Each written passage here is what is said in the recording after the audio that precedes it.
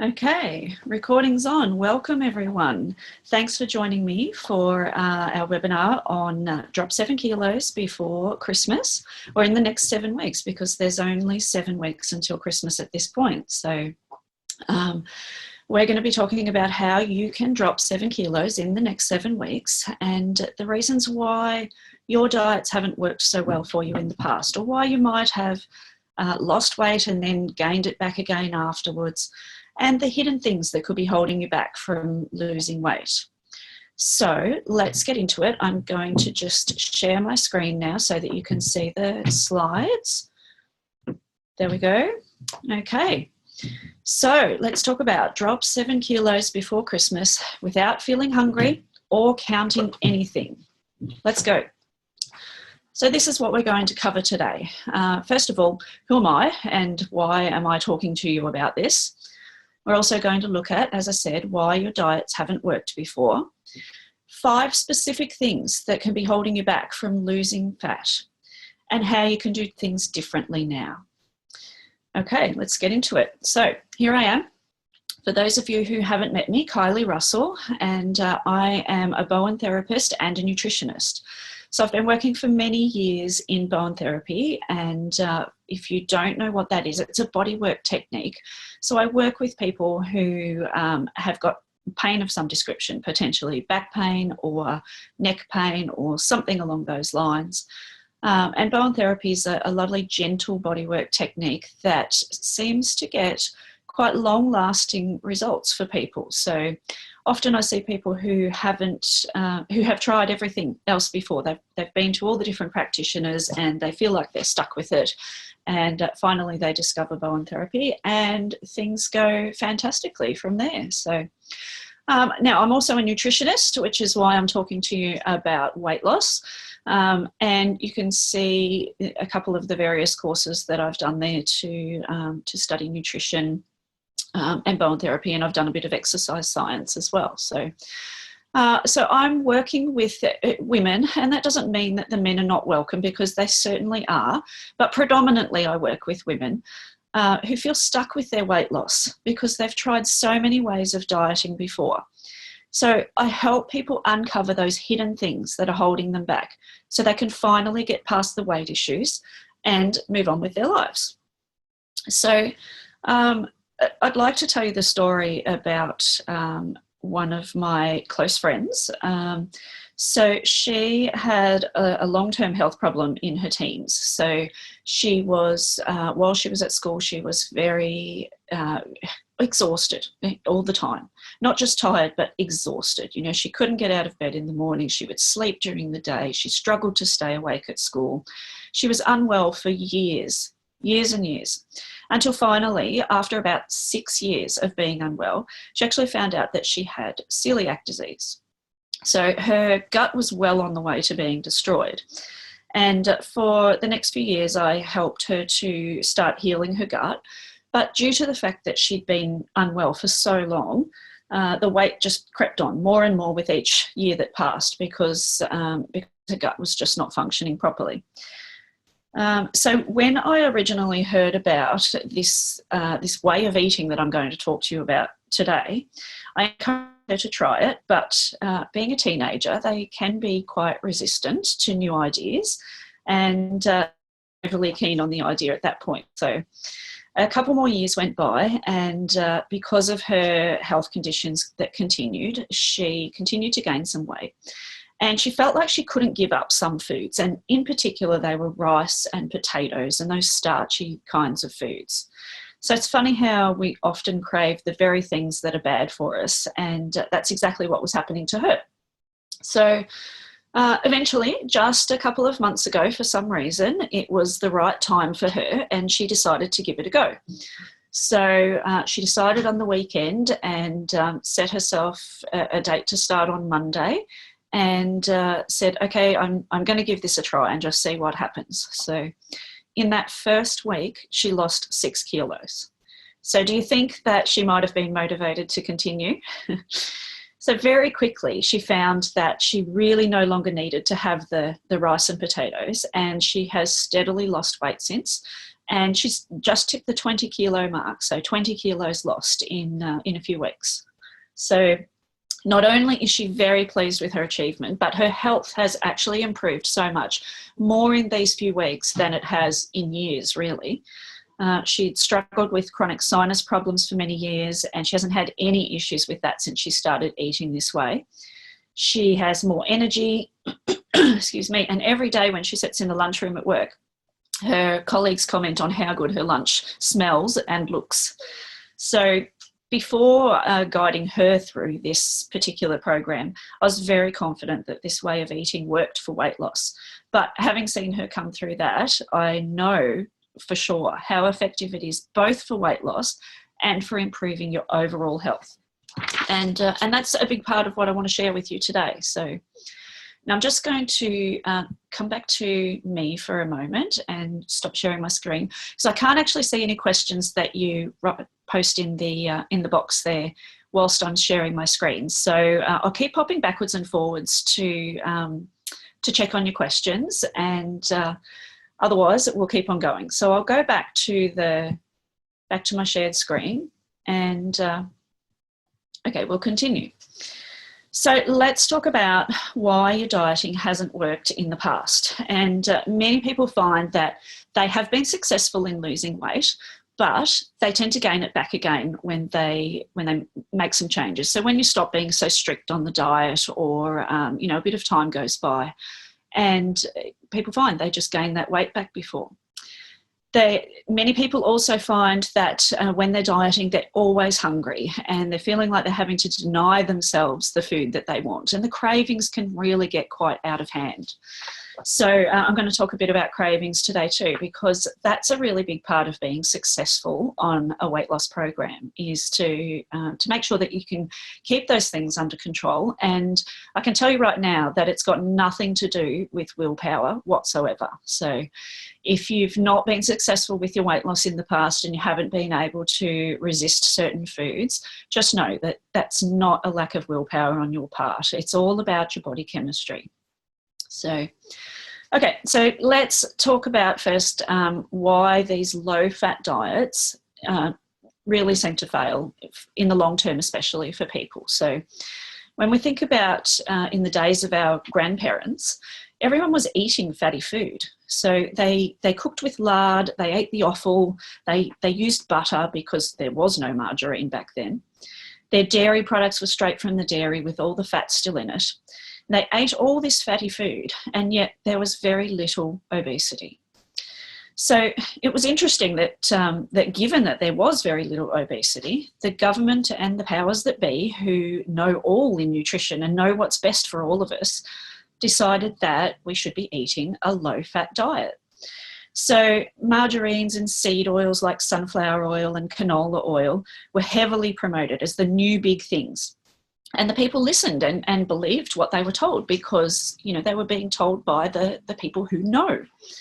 So the wheat industry was booming, and our dietary guidelines have actually come around to reflect these changes. So currently the recommendation is to eat 6 serves of grains each day.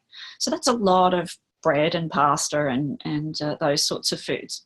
And we're also told to eat low-fat foods, and many people have been told that butter is not better, and all of those sorts of things. But what do we see around us today in comparison to the days of our grandparents? What we're seeing is that people are gaining weight, and they're really having trouble losing it, despite eating this low-fat diet that's been promoted to them and doing everything else that they're told to do. They're exercising, and something's just not adding up. So while we're on the topic of adding up, there is a train of thought that says calories in equals calories out. And so if you want to lose weight, essentially you just need to eat less calories than you need, and automatically you'll lose weight. And the opposite is apparently true as well. So they're saying that if you eat more calories than you need, you'll gain weight. So people are literally starving themselves calorie-wise, and yet they're still not losing weight, or they can't keep it off. So what's going on? Well, I believe that the calories in equaling calories out theory is flawed, because every one of you is an individual and every one of you has a metabolism that is different. So one of you might have the influence of your hormones affecting how much weight you gain or lose. Someone else might have a gut problem that's affecting how well you absorb your food. The point is that each one of you is different and each one of you is an individual, and that has to be taken into consideration when you're thinking about weight loss. It's not as simple as calories in equals calories out. So let's think again about these low-fat diets for a minute. There's a couple of problems with them. And the very first really important point is that you need fat. You need fat to make hormones. And without hormones, where would any of us be, really? We'd not be very happy, that's for sure. So you need fat to make hormones. The second point is that when you're dieting on a low-fat diet, you tend to lose some of your lean muscle mass. So this is essentially your muscles. They're being lost because the type of diet that you're eating when you're eating a low-fat diet, part of the weight loss you see on the scales is actually the loss of your muscles. And this is a big problem, especially for women as you're getting older, because your muscle mass helps your bones to stay strong and healthy. And as you know, older women and men as well are at a greater risk of osteoporosis. So to help prevent osteoporosis, you need good muscles. So you don't want to be losing muscles and damaging your bones while you're trying to lose weight. So now losing muscles is also a big problem from a weight loss perspective, because muscles use up energy. They're actually really quite big users of energy, and especially your bigger muscles like your leg muscles or your thigh muscles in particular. So the more muscles you have, the more energy you burn through and the more weight you're going to lose. Less muscles equals less weight loss. So can you see how eating a low-fat diet that leads to losing muscle mass actually can make the problem worse? You think you're losing weight and you are losing some fat, but you're losing muscle mass as well. And over the longer term, losing that muscle mass means less fat loss. And really, losing body fat is what you're all talking about when you're talking about losing weight, right? So when you lose your muscle mass on a diet, this is one of the main reasons why you put the weight back on again when you stop dieting. It leads to that merry-go-round where you lose weight and then you find it all again.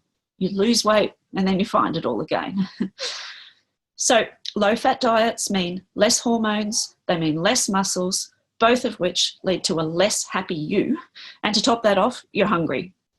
And when you're hungry for days or weeks on ends, you also get hangry. Have you heard of that? It's hungry plus angry. So you're pretty hangry. And this is no fun for you or the people around you. So is it any wonder really that people give up on dieting? All right, so we're going to talk a bit about the 5 things that are holding back your weight loss. So just before I do that, I'll just pop back and see if anyone has any questions. So like I said before, feel free to pop your questions in the chat box on the right there. And I'll pop backwards and forwards and answer them as we go. So, okay. All right, let's hop back in.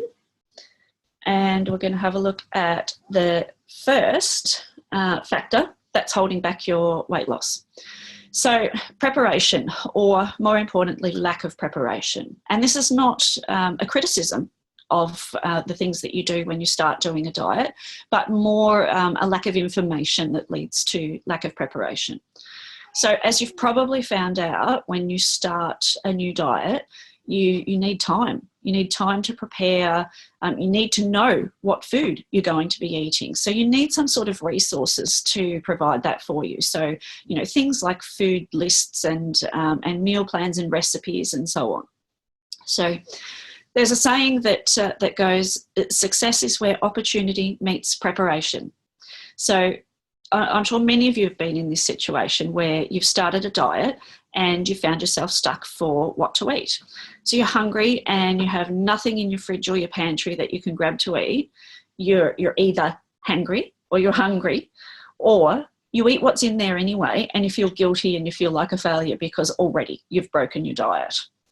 Part of the trouble is time. So, and time's always a big issue for people these days because we're all so busy. So especially if you're working or if you have young children or you're busy in some way, it's really hard to find the time to be as prepared as you need to be to follow your diet plan. So this is where you need these resources. You need things like recipes and meal plans and shopping lists, so you can be more organised and less stressed and know that you have food on hand that you can eat at any time. You know, it's important to have those quick things that you can grab as well, so you can avoid the hangries. So I see a lot of people who fail on their diet plan because of a lack of preparation. I encourage you, anytime you start a new diet plan or a new way of eating, to give yourself some time right up front to get properly organised first. And if this means that you start the actual diet a week or two later than you intended, because it takes you that long to get organised, that's perfectly fine.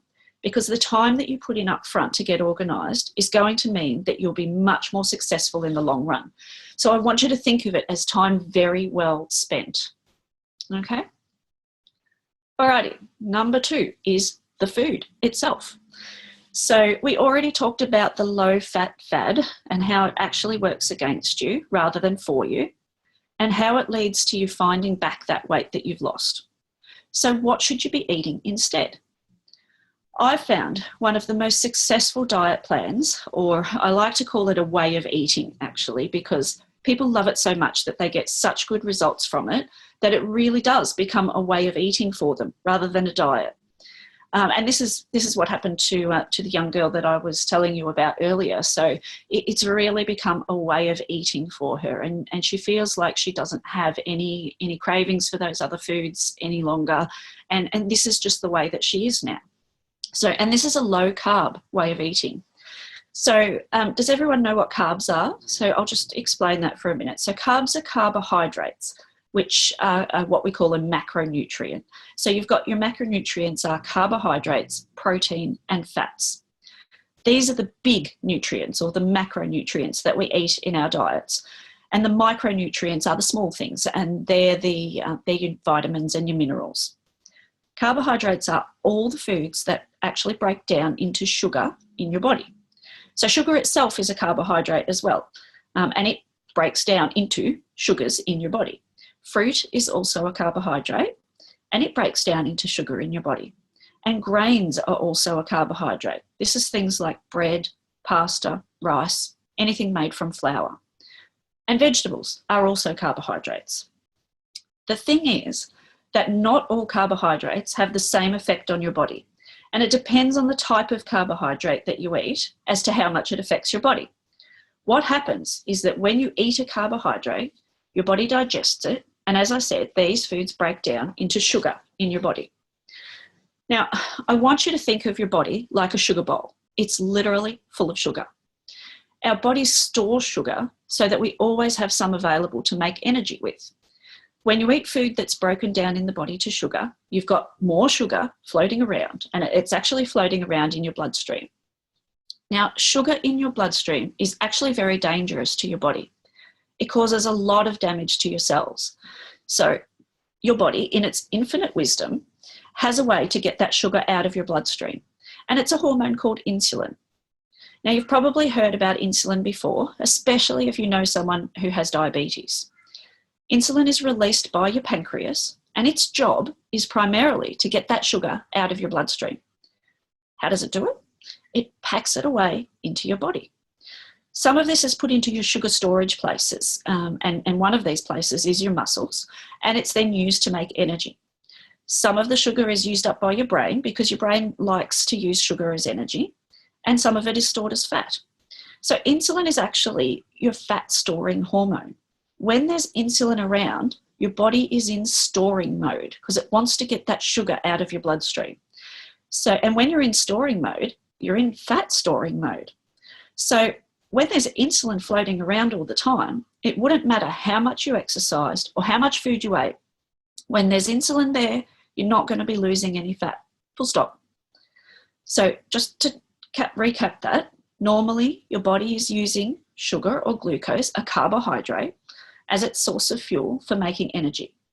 The problem with this is that while your body is using carbohydrates as its fuel, it's also in fat storing mode because there's this insulin floating around. So you're pre-programmed to store fat. What we're going to do is look at retraining your body, instead of using sugar as its main source of energy, to instead use fat as its main source of energy. And what's the benefit of that? Because your body can actually use your body fat, your stored fat, as its fuel. It can burn that body fat to use as fuel. So to retrain your body to use fat or to burn fat, we actually restrict the amount of carbohydrates that you're eating. This forces it to adapt to use fat as its fuel source. Now, this actually happens naturally overnight while you sleep. So between meals, and especially if you've spaced them out quite a bit, that's also what normally happens. So using fat when the sugar runs out is how your body keeps you alive until you feed it some more sugar again. But if you actually don't feed it any more sugar, you simply continue to burn fat. So your body is no longer in fat storing mode, and in fact it turns itself into fat burning mode. Because there's no sugar coming in, your body doesn't need to be pumping out all that insulin all the time. So you're not in fat storing mode any longer. Does that make sense? Can you see how a low carb diet is virtually the opposite to a low fat diet? And speaking of the fat, when you're following a low carb way of eating, most people actually eat a reasonable amount of fat. And I want to tell you not to be afraid of the fat. So remember, we need fat to make hormones, and we need fat to keep us happy. Now, that does depend on the type of fat that you're eating. So McDonald's style fat or anything that's the deep fried style is still not good for you. So don't go there. But the good fats, these are things like olive oil, avocado, coconut oil, butter, full fat cream. These types of fats are actually good for you. And they give your body the fat that it needs to make happy hormones. Now, when you're changing to a new way of eating like this, here is where your preparation comes into it again from the perspective of the food. So we all have our old favourites, right? The favourite recipes that we cook all the time, or the things that we turn to when we need something quick. If they don't fit in with your new eating plan, many people feel like they're being deprived because they're missing out on their old favourites. So what I suggest you do is to check out some replacements. And there are replacements for pretty much everything that you are already eating that you love. So, and look out for a different way of doing things too. So for a lot of people, the thought of reducing their bread intake is a pretty big one. So because we're so used to eating bread for everything, and it's so quick and easy just to make a sandwich, right? So you need to know that there are options. For example, there's a low-carb bread called cloud bread, which is pretty awesome. So you can Google the recipe, and if you feel like you can't live without bread, you just need to get that replacement happening. For pizza, you can make something called fat head pizza dough. No kidding, that's what it's called, and it's delicious. So if you collect your recipes, and you might even make yourself a meal plan, or make sure you have some easy pre-prepared snacks in the fridge or in the pantry so that you know exactly what you can eat so you don't get those hangries going on. Now, when you signed up for the webinar, you would have received my low-carb food cheat sheet. And this is a great start for planning out your meals. It's got the list of foods that you can eat, a couple of veggies on there to make sure that you only eat in small amounts, and it's got a list of the foods that you really want to avoid. And there's also some meal guidelines there too. And this is the way that you want to be thinking about your meal when you're putting it together. You want each meal to have a palm-sized portion of protein. So that's the size of your palm, okay? So if you look at your open hand, the size and the thickness of your palm is about how much protein that you want to have with each meal. So this is your meat or your eggs or things like that. And to that palm-sized portion of protein, you want to add 3 handfuls of vegetables and some healthy oils. And I'm telling you, if you follow these guidelines for your meals, you are totally not going to be hungry. You'll probably find yourself not even hungry when the next meal time comes around. And this is okay.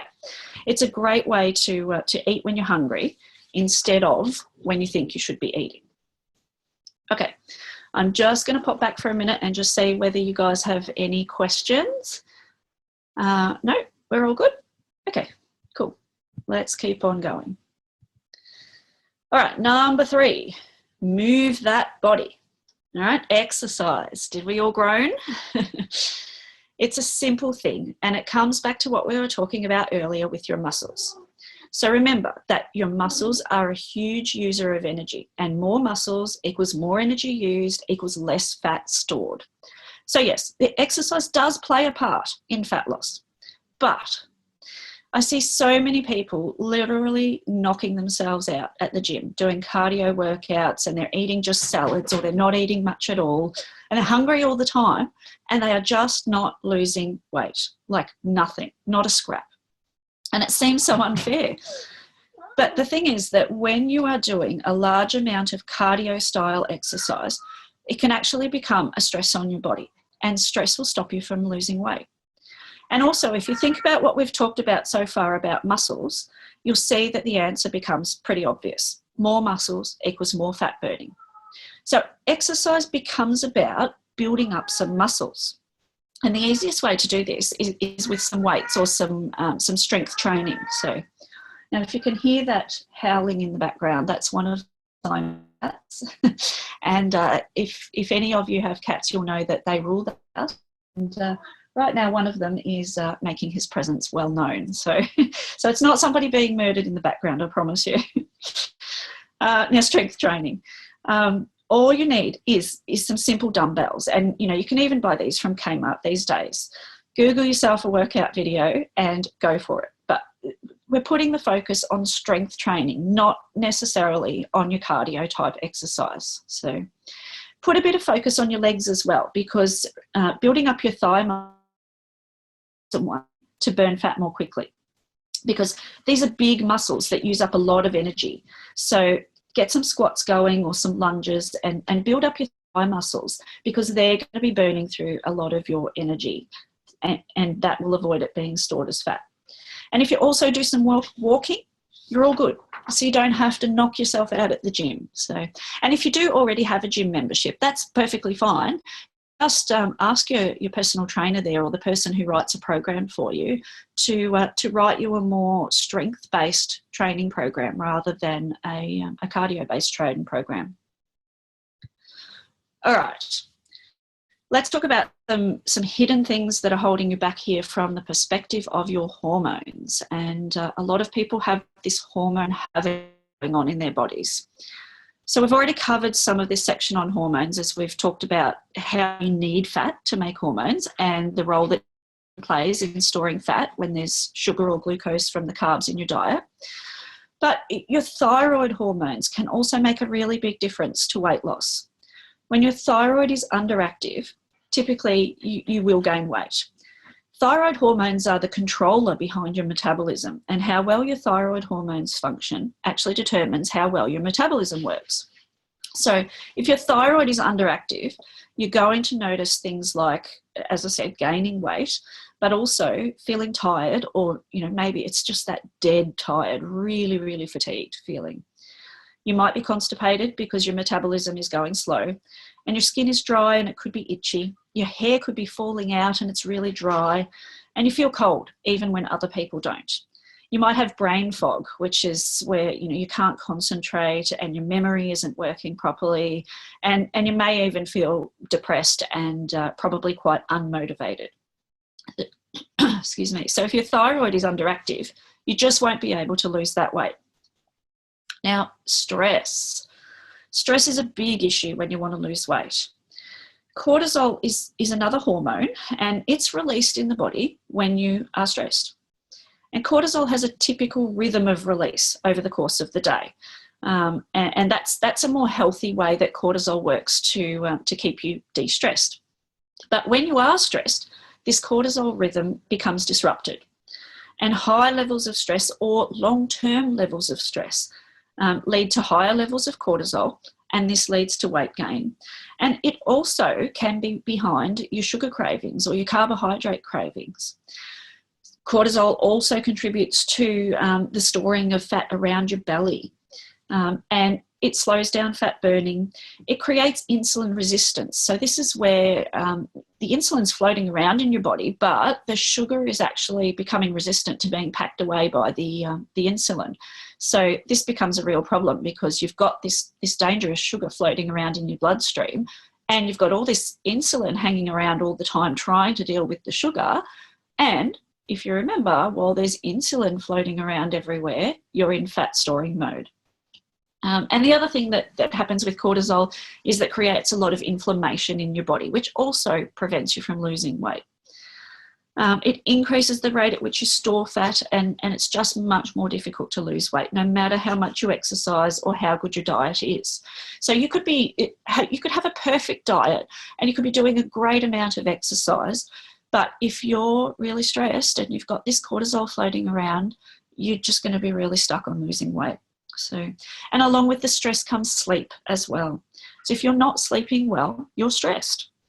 And that becomes a bit of a cycle really too, because if you're stressed during the day that causes you not to sleep well, then the lack of sleep actually causes you more stress the next day. And you get into this vicious cycle that you just can't get out of, and you've got all this stress going on. So your body actually works really hard to try and fix things behind the scenes while you're asleep. So if you're not sleeping, this doesn't happen, and you become more and more stressed. And there are ways to improve your sleep. So one of the most important ways in these modern times that we live is to reduce the amount of screen time that you have in the evening. So this is your TV, your smartphone, your iPad, your computer. All of these devices put out an invisible blue light, and this blue light interrupts your sleep hormones. Normally what happens as the evening goes on, you gradually become more and more tired until you eventually fall asleep, and this is because of your sleep hormones. When you're exposed to these blue lights from the screens, you actually don't make as much of the sleep hormone, which is called melatonin. So you don't become tired. And this is a big reason why many people can't get to sleep these days. What can you do? Well, you can actually get programs or apps for your devices to block the blue light. And one of them is called F-Lux. It's F, the letter F, full stop, L-U-X. And this is actually a Mac program, so you can put this on a Mac computer or on your iPhone, for example. And I'm not actually sure if they have a Windows version of the same program, but there will be a program that you can use on a Windows-based computer or on your other phone to achieve that. And you can also get blue light blocking glasses that you wear at night when you're watching TV or when you're using your screen, so that it blocks out that blue light that we can't see, and it stops that interfering with the production of melatonin, of your sleep hormone. So, and another quick point, if you're continually waking somewhere between 2 and 4 a.m., this is a really big sign that you're stressed. So start to think about what changes you can make in your life to reduce that stress. And finally, for the women, estrogen. Estrogen is one of your sex hormones, and like so many things in our bodies, it needs to be in balance. And what can happen for some women is what we call estrogen dominance, where there's too much estrogen. And this causes weight gain, and it causes you to retain water. It causes mood swings, PMS, and it also contributes to that belly fat like cortisol does. There's my cat again. You can get into this situation of having too much estrogen because of stress. So again, you've got this vicious cycle going on. And you can also get into this situation because of hormones in food and chemicals, or from hormone replacement therapy or the pill. So to overcome the effect of too much estrogen causing weight gain, you need to rebalance that estrogen. And you can do this by avoiding hormones in your food and chemicals, by reducing stress, and by exercising. These are all really good ways of rebalancing your estrogen. And another important part when we talk about estrogen is your gut function too. So if your gut's not functioning properly, and you might not have very good levels of the good bacteria, the probiotics in your gut, this can be a real contributor to your estrogen getting out of balance. So, and insulin, we've talked about the insulin, so I think you've got it now, how insulin affects your weight loss. Okay, number 5, we're going to talk about support and accountability, and who's holding your hand and who's cheering you on as you go through this process of weight loss. So it's no secret in scientific circles that people who are going through a weight loss program who have support are much more successful than those who are not. So let me just repeat that. It's scientifically proven that weight loss is more successful if you have support. So think about who's holding your hand and leading you through this, and who's your support team? Who's cheering you on and encouraging you as you go through this program, so you're not feeling like you're doing it all by yourself? Do you have the support of your family and friends? Or maybe you know someone who's prepared to go through a program with you, who's looking to lose some weight as well. It's just so important to have this support. And another aspect of that is the accountability side of things. So accountability is why people join group programs, because they have other people who not only understand exactly what they're going through, but they have someone to keep them on the straight and narrow. So, you know, if there's someone going to be asking you how you're going this week, you're more likely to stick to the plan, because you don't want to have to go and say, oh, well, you know, I did this and I didn't do that and all that. So it really can't be emphasized enough how important support and accountability is for success. Okay, I'm going to pop for a minute back to check on your questions, and it looks like we are all good. Okay, so I'll come back to my screen, and we're going to look at what you can do differently now. So there's a saying or a proverb that says insanity is doing the same thing and expecting a different result. So we've covered the reasons why your diets haven't been successful in the past, and why the low-fat diet fad didn't work for many people, and why people are having more problems with weight now than ever before, and why a low-carb kind of diet does work. And we've looked at the 5 of the things that hold you back from being successful with your weight loss. So my suggestion is to look at how you can do things differently now. Use the information that I've shared with you to plan and take action on a different approach. And see, now that you know what you know, there is no going back. You can't unknow it now. You've taken the red pill, for those of you who've seen The Matrix. There's no going back from here now that you've got this information. So I would encourage you to use this information that I've given you and take a different approach. And I hope that you've learned some useful tips and tricks that will help kickstart your weight loss before Christmas. And while we're talking about Christmas, it's only 7 weeks until Christmas. So can you believe it? And I want you to think of yourself on Christmas Day, to picture yourself there on Christmas Day at the dinner table with your family or friends, and you're dressed in a new outfit that you bought because your old clothes don't fit you so well anymore. And everyone is commenting on how good you look, not just because of the weight loss, but because you're glowing with health, because your whole body has changed and your health has changed, because you've changed the way that you're eating, and you've changed the way that you're living your life. And you're going to look around you at this delicious Christmas food that's spread out in front of you on the table, and you'll know that you can try some of whatever you want without feeling a scrap of guilt, because you know that you've been looking after yourself for the last 7 weeks, and you've made some amazing achievements in your journey, and you know exactly what to do after Christmas to continue that journey, so you don't have to be worried about it. Have you ever had a Christmas without guilt before? Because that scenario can absolutely be you in 7 weeks, and I'd love to be part of that journey with you. So you know how we were talking about being prepared and needing to have everything organised and in place with your recipes and your meal plans and all of those things that we talked about in preparation. So if you have the motivation to give this a go before Christmas, I've got a program that might suit you. And I'd like to invite you to work together with me and a group of people who are all working together towards the same goal. It's going to be step by step. I'll hold you by the hand and I'll guide you through every step of the way between now and Christmas. So let me tell you what's involved in this. So in the program, here's what you get. First of all, you've got 7 weeks of videos, audios, PDFs, and bonus worksheets. So all the information that you need to take you through each week of the program.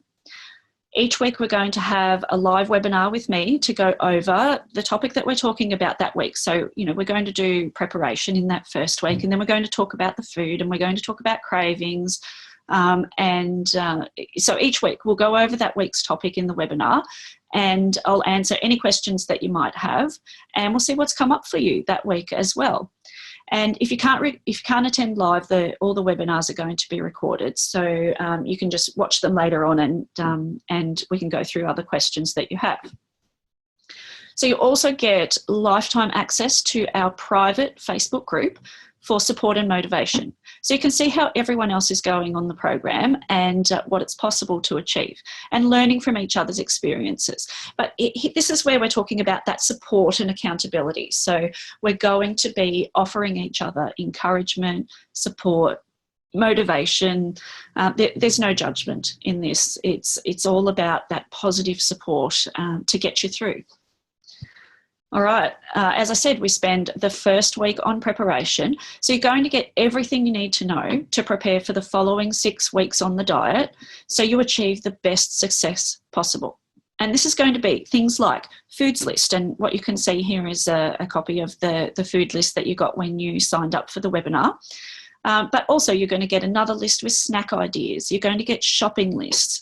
All of these things that make your job easier, that I've put in the time to develop for you, so that you're well prepared, so you've got the best chance of success. All right, we've got 6 weeks of meal plans done for you. And you can follow these meal plans exactly as they are, or I will teach you also how to make your own meal plan so it suits your family's tastes and preferences. So this is what a meal plan looks like. This is week 1 of the meal plan, and you can see that it's broken down into breakfast, lunch, dinner, and some snack ideas. Every recipe is included in this. So all you do is you go into your meal plan, and you access this from home. This is online. And you log into your account there, and you go into your meal plan, and you just click on whichever one you're looking at, and the recipe will come straight up for you. And I'll show you what a recipe looks like in a moment. And as I said, you can mix and match this. You get a blank meal plan as well, and you can just drag and drop and slide your recipes in to however you want it and wherever you want it if you don't like something that I've put in there. So I've tried to make it really well-rounded and give you lots and lots of options, but there are hundreds, if not thousands, of recipes in this database for you to choose from. So you're not going to be bored with what you've got to eat on this plan. Okay, so this is what it looks like from the recipe perspective. So you can go in and you can choose, I'm looking for a breakfast, or I'm looking for something to go with my main, or there's desserts there you'll see as well. So, so much to choose from in here. This is what the recipes look like. So it's very clear. You can choose metric or imperial measurements. It's got all your ingredients, and all your instructions, everything that you need to know. And as I said, you also get a shopping list. So once you've created your meal plan, or if you're going to follow the one that I've created for you, you've got a shopping list that comes off from that as well that you can print out, and it's got the list of everything that you need for that week. Okay. I think I'm done. So I'm actually starting this group program next week. So it's a really short time frame because we do only have 7 weeks until Christmas. And if you want to have that guilt-free Christmas and feel better about yourself and make some new friends in our group and learn about the kind of weight loss where you don't go and find that weight again, I'd like to invite you to join me for this program. So I can only take a limited number of people this time around, and I need to be totally focused on this group of people who are going through the program to make sure that everyone gets the best that they can out of it. And that there are lots of people who weren't able to join us live on the webinar, but they'll be getting the replay, as will you, later today. So if this program is what you need and you'd like to work with me, I urge you to grab your place before it's too late. So maybe take out your phone or take a screenshot of this screen so that you've got that address there to sign up to, and go sign yourself up. So the program is $347, which includes absolutely everything that I've shown you and talked about with you today. And there is a payment plan, which is $55 up front and $55 per week for the 7 weeks, if you'd like to take up that option. And as I said, we are starting on Monday. So you can make this your Christmas gift to yourself and do it for you because you deserve it. Okay, as I said, I hope you have learnt some really good tips and tricks for your weight loss today. And I'll just come back to, I'll stop sharing my screen and I'll just come back to the video and see if you've got any questions before we sign off. So hopefully you have enjoyed the presentation and learnt some interesting things. And I'd love to help you go through this program over the next 7 weeks. So, okay, doesn't look like any questions. So I'm going to sign off, and thanks for joining me.